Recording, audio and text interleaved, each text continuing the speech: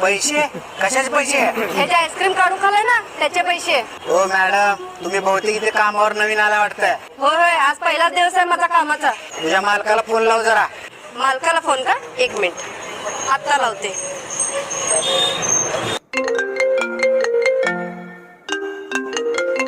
म्हणजे तू माझ्या मालकाचा फोन पण चोरलास का? आज माझ्या मालकाचा मोबाईल पण चोरलाय. सांग इकडं. ए बाई, मीच आहे मालक.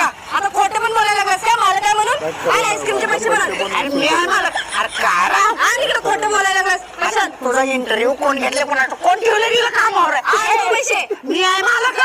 खोटं. पैसे दे. दे पैसे. खायचं ते खायचं आणि वरती फुकट स्वतःला मालक म्हणायचं.